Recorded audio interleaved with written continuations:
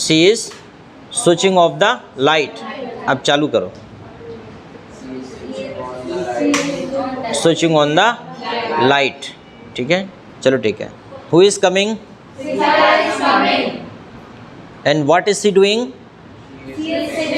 She is sitting. Okay, ठीक है। Who is reading book? Who is reading book?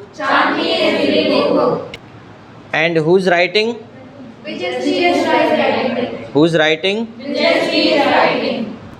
Who is standing in the class? Rishabh is standing in the class. Who is drinking water? Who was knocking the door? ठीक है, Who was coming from outside? Okay, sit down. Who was reading book? Who was reading book? Good. And who was writing? Vijayashree was writing. Who was standing? Who was opening the window? Who was closing the window? Durga was Who was drinking water? Who was speaking? Who was speaking? Pragya was speaking. Who was speaking? Who was talking there? Riya and Vijayashree was talking there. Who was fighting there? Okay. Who was laughing? They are laughing. Who was jumping? They both were jumping. What were they doing?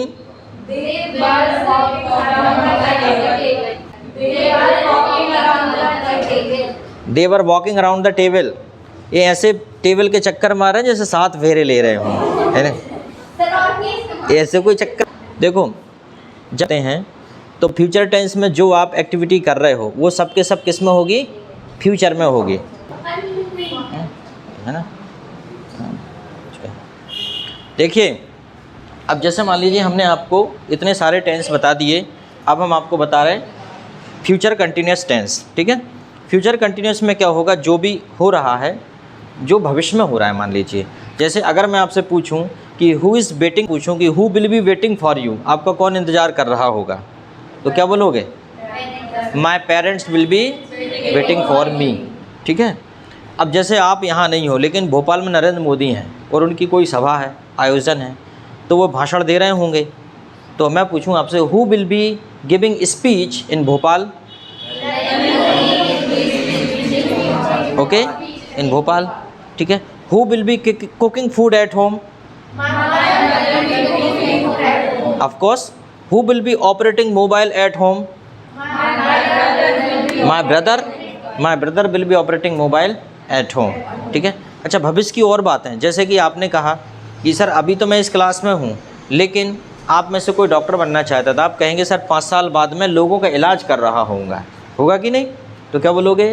The after 5 year I will be treating the patients. समझ में आया?